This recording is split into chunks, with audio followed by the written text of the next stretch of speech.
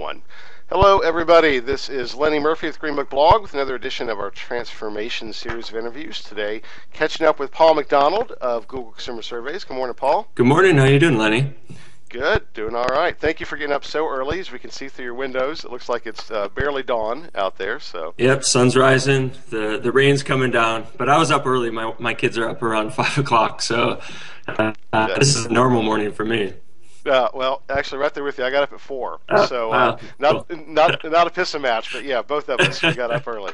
So, although I gotta say, admiring your home, I can't believe that you have kids because it looks so much cleaner than mine does. Well, so, I had to clean up for this interview. I understand if we tilted my camera a little bit that way, you would see some toys that my kids have stashed in my office. So I understand exactly what you mean. So, all right. So this is actually kind of a redo. We had spoken earlier this week. We had some sound qualities, so we're gonna try and do better this time. And let's kind of dive right in. Again, first, congratulations on your ranking in the Grit Top 50, debuting at number 5.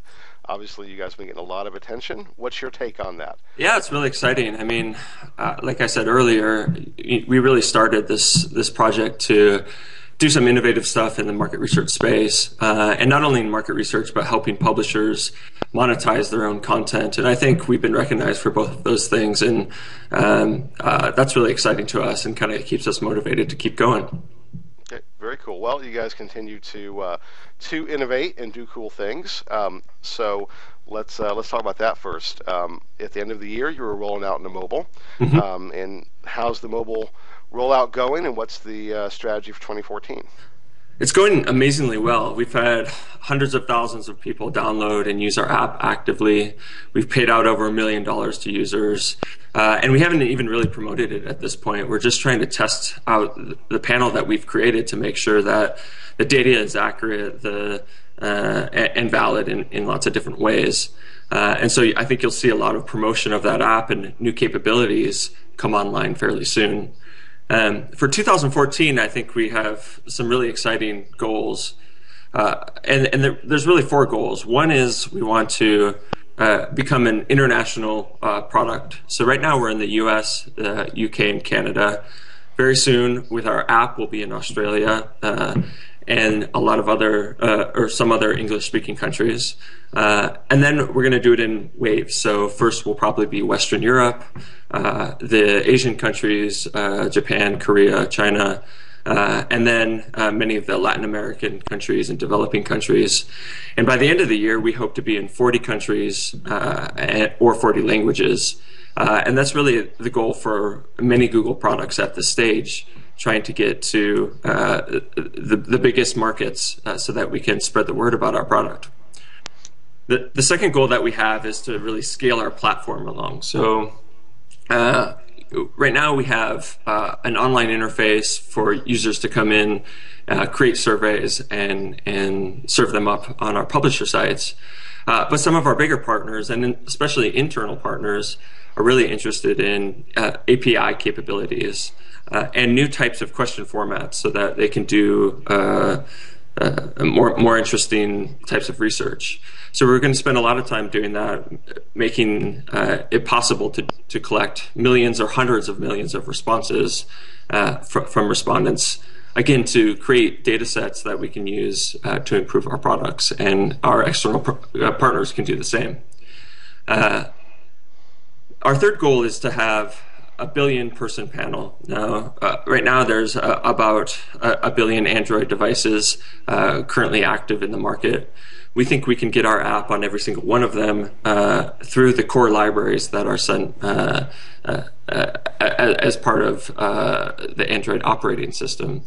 And that would allow us to basically target any single Android user around the world, ask them for information, and then compensate them with Google Play credits, which would, I think, really allow us to do things like multi-country research, have access to people that really no one has access to today. And so that's a really exciting thing for us as well.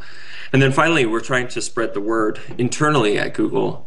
We've seen an amazing amount of exploration and use cases of data collection beyond just sort of survey research, beyond brand tracking and product development at Google. So we've done things to improve the ads that people see by asking demographic information of users. We're starting to annotate search results. So when you search for companies, or when you search for things like auto insurance, and there's a Geico ad that comes up, in that ad, below the ad, we'll say things like Geico has a 4.5 out of 5 stars in customer satisfaction and 4 stars in claim processing. And that is all coming from survey data that we're collecting through our platform.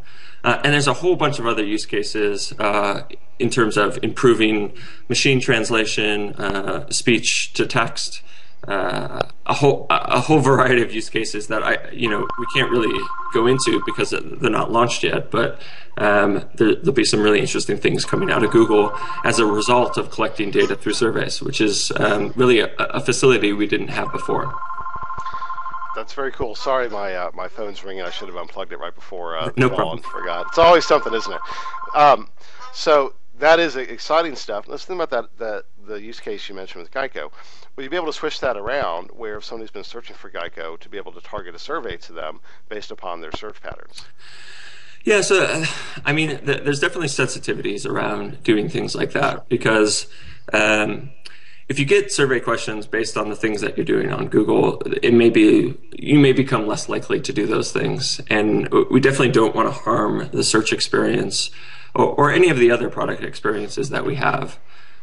So really what we want to do is make sure that the user gives us some sort of consent before we start asking these types of questions or connecting data to other data sources that we have at Google. And if they do give that consent, then those things are possible. But we haven't really explored it at this point. Okay, so that actually brings up a really good question. As you're expanding globally into all these countries, obviously there's different privacy regulations, particularly in Europe. Is there kind of a unified theory or unified position that you're taking to try and address all those privacy issues across the board and create a valuable user experience? Yeah, I think it's developing. Google always has tried to put the user first when we collect data about them. Even today, you can go on to Google and search for Ads Preferences Manager and see everything that Google knows about your computer, the interests that you have, the inferred age and gender that we've gotten from your behavior on your computer. And then we allow you to opt out of that data collection if you don't want it. So all of those controls exist today. I think one thing that we're interested in maybe changing a little bit is putting that control and consent up front. So we have, on my team at least, sort of 3 principles that we're trying to push. One is that we connect the data that we collect to an account, a named account, instead of an anonymous cookie that can be bought and sold by other companies. 2, that we ask the user consent as we're collecting the data. And we tell them what we're going to use it for. So if we're going to use this data to improve our search results, we'll tell you up front. If we're going to use it to give you more relevant ads, great, we can tell you that up front. And you can choose whether or not you want to complete the survey based on that. And then 3, we compensate the user for that data. We give them Google Play credits or access to content on the internet. So with those 3 principles, we think that we actually have a pretty good story around privacy and user consent. And again, we're actually compensating these users for that data. All right. So we thought about I always think of it almost the reverse Google model, where you're kind of moving into the personal economy or personal data economy, where you're actively incenting the consumer to share information proactively because there's evaluations to that and allowing them to say, yeah, this is what this is worth to me. Any of that thinking going on within Google consumer surveys or even in other divisions of Google that you know about that you can speak to? Yeah. You can't speak for Google as a whole. I mean, definitely within my group, there's a lot of discussion around this. I think this is really the first opportunity Google has to get out in front of users and ask them for the data. It's kind of, like you said, the reverse of what happens in the world today, which is that Google is known for having all of this data about the searches that you do and the sites that you visit on using Google Chrome and other things, and not really hasn't had a capability to just go out and ask people what they like and what they want and what they do. And now we have that functionality, we have that capability through our app and through the websites that we're on. And so I think as that grows, Google sees some opportunity there to connect those data sources in a way that actually works for the user. And so that's what we're trying to do on my team, and then really, again, try to spread the word through Google so that we as a company can be have a principled stance on data collection and user privacy. Yeah.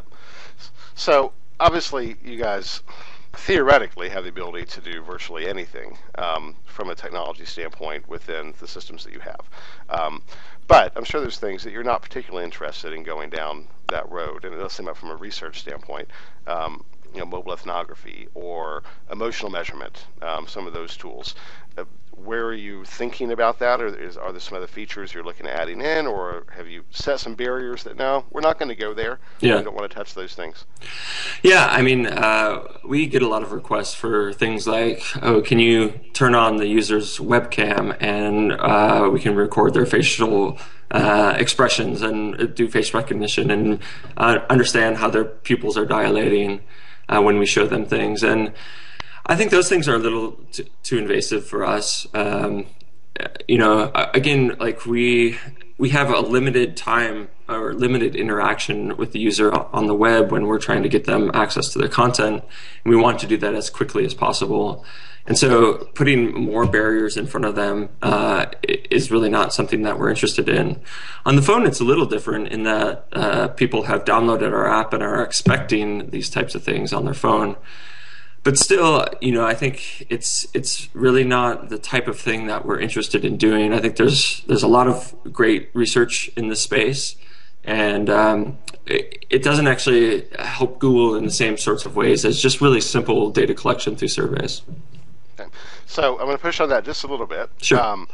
As Intel, for instance, is rolling out facial recognition and emotional measurement in the next generation of cameras. Apple.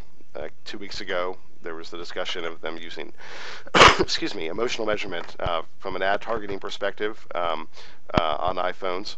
Mm-hmm. So,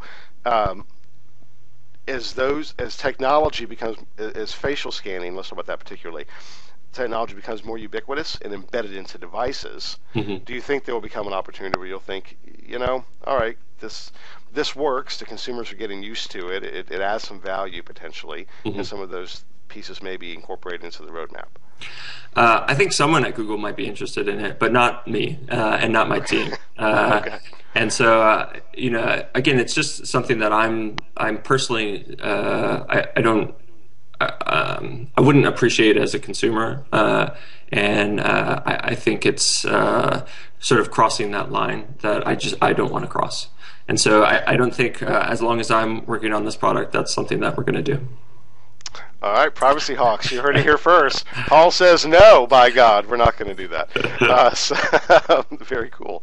All right, so obviously you guys are always working on lots of cool stuff in the news every day. There's something new about Google. And what's caught my eye recently was some of the investments around AI and how those may be applied. Any thinking further down the road on the applications of that type of technology into Google Consumer Surveys, particularly as you're looking at kind of this merging some more data sets together mm-hmm. through the Android system? I think it's really early in that space. There's an amazing amount of work being done and some incredible progress that we've made at Google and other places around in the technology space around artificial intelligence, and even simpler things like machine translation and text-to-speech or speech-to-text technology. But it's still, I think, really early in that space to do anything that's it would be interesting from a research perspective. And I won't rule it out, but I think it's going to be years before we'll have something that we could use. Okay, so we're not at a place where that type of scenario is going to manifest anytime soon, and we can really customize a research experience based upon some AI driver. Not that I know of, but again, things happen so fast that maybe in a couple of years there will be something to look at.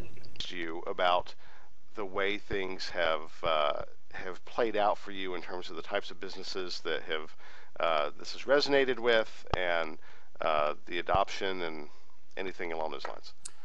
Yeah, so I was talking to one of my colleagues kind of about this the other day, and he mentioned sort of the patterns that he had seen at his time working at Google. He had been at Google 10 years, as I have, and worked on the same products or a similar set of products. And the one thing that we noticed is that the same pattern comes up over and over again, in that when a new product is released, it's the small and medium-sized businesses that are early adopters, and then the larger businesses, the people that spend a lot of money on these products, only come in when they start to get sort of jealous or of the smaller companies, or start to see how they can be successful using our products.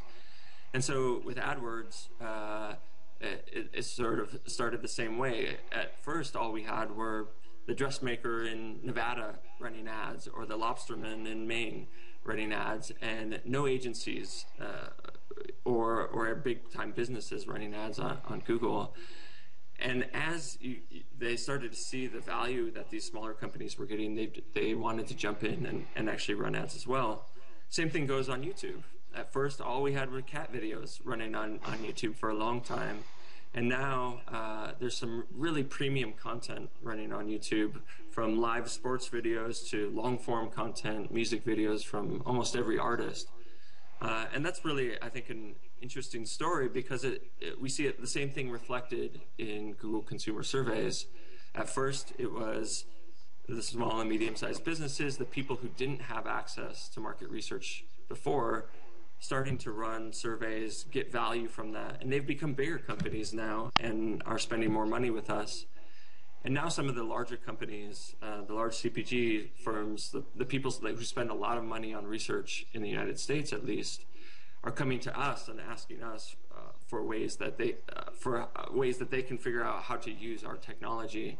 And it's not only these big consumer companies, but also the market research firms, the folks that want to use technology to collect data in new and interesting ways, faster and cheaper. And those are the people that we're seeing now come to Google consumer surveys. And we're seeing, again, internally, we see projects of things, of types that we didn't really even imagine going into it. So I think there's been a surprise in both ways, that Google has found so much value out of the work that we're doing, and that the larger firms, the larger companies are also sort of jumping into it now after seeing what these other folks have done. Yeah, I probably shouldn't say this, but I will. So I was actually recently involved in a bid process for a large client side organization, and one of your partner research companies used you guys for the bid, and my jaw dropped when I saw the price. And someone else had asked me, how's it going? And I said, man, it's tough if you're trying to go against Google. That's the first time that I had seen it personally like that. Like, here's a scope of a traditional research project, and wow, look at all these other prices, and look at the Google cost. Well, I think now, here's the thing, like, we finally have the capabilities that sort of match the needs of a lot of these clients, and especially when these bids are happening with larger clients, we can actually do the things that they want to have done, and do it at lower cost than most of our competitors. However, I think we're not out there to be a market research firm, so you don't see us making the bids. We're trying to partner with market research firms and have them actually provide the value on top of the data collection, because we only really do one part, and we try to help. We try to take away a lot of the burden of running the research, of finding the interesting pieces of data, and give them more time to really produce value for the client. And that's, I think, together there's a sort of synergy there that is unmatched in a lot of places in the market research industry.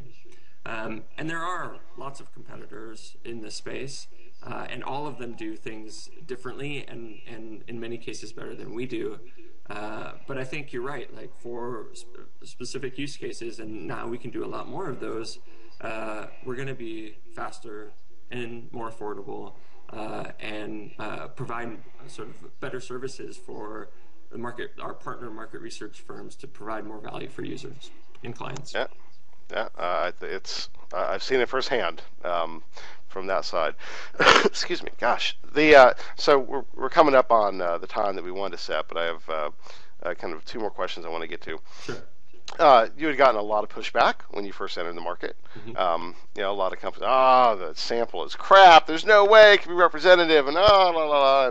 And then a lot of advocates came forward and said, well, no, actually, it's pretty darn good. So, is that subsiding? If the detractors kind of bow their head and to the inevitable and decided, oh, okay, we're going to hush and just work with you, or are you still getting pushback? Is it still a challenge for you? I think it's an ongoing battle, and it really sort of keeps us on our toes. It's really important to us that the quality of our data is really the best out there if we can get it, and definitely the best for the price. And so we spend a lot of time validating our data, finding the users who we think are spammy or sort of cheating to get access to content or to get credits, and throw out their answers. We constantly measure it. We have our own tracker for our validation that we measure both the variance between samples and also just how they compare to a set of golden data that we've collected or the government has collected. And we do that over time, and it continues to get better and better, which is the most amazing thing to me. We're getting closer and closer to sort of the perfect data that you could possibly have. And I think it's because we have access to more of the population, again, at least in the US and the UK and Canada, the places that we are today. So I don't know. I mean, we continue to have sort of these conversations, but it's a good thing for us because we want to be on top of it, and we want to make sure that people who pay for data are going to get high quality data. So, last question. As you look forward to 2014, is there one specific thing that is just a real highlight for you? You're thinking, man, I can't wait to talk about this. I can't wait to roll this out. Even though you can't disclose it during this call, but can you hint at it? Give me some sense of what gets you most excited about the year ahead. Well, I think I've already talked about it, and it's the changing world around us from desktop computing to mobile, and we're really at the forefront of that, and we see it every single day at Google, and it's happening faster than we even imagined. And so being on top of that, I think, is really important. And so the way that we think we can take advantage of it is using the Android operating system to provide researchers with access to more than 1 billion people all around the world. I don't think there's anyone out there that has any the same opportunity, and we're here to take advantage of it. And I think by the end of the year, again, we'll be in 40 countries, which is not every single country in the world, but I think the majority of where people want to spend money for market research. And that's just going to continue to grow. And more capabilities using the phone and the sensors in the phone, like geolocation, cameras, microphones, to do more and more interesting research. I think just mobile is exciting, and it's hard to sort of imagine the differences that are going to happen, but it's changing, and it's changing quickly, and we're right on top of it. Paul, thank you. Thank you for inviting us into your home. Yeah, of course. I'm glad we got a chance to talk, and this all worked out. Yeah, no, it worked out pretty well. So appreciate it. Hope you have a great day. And guess people will see you in Amsterdam at IEX. Yeah. Can't wait. Yep. You're Don't give always a away hot. my presentation, man. I won't. Mum's the word. Mum's the word. So you're always a highlight. All right, appreciate it, Paul. It was great to talk to you. Oh, and I should mention we did this last time. That yes, I am on the Google Consumer Surveys board, but Paul and I had not had a conversation in probably months and months and months. Yep. So It's none coming of up this though. was. Yeah, yeah, but none of this was primed. That's right. This was I was fishing just like anybody else would be. So, anyway, Paul, thanks. Take care. Have a great day. Do you take the Google shuttle? I have to ask. I don't. We You work don't. in the city, so in San Okay. Francisco. So I take our rapid transit system BART from Okay. the East Bay, where I live, into the city. But I Okay. used to take All the right. shuttle, and it is wonderful with Yeah. Wi-Fi and leather seats and people to drive us everywhere. Now, what about the boat? There's a boat now too, There's right? a ferry now, yeah. I think you have to be like closer to the boat to make it worth it, but there is a Okay. ferry from Oakland into San Francisco, which some people take, which is nice. It must be nice working for Google. So, all right, my friend. Have a great day. Thanks. All right, thanks, Lenny. All right. Bye Bye. bye.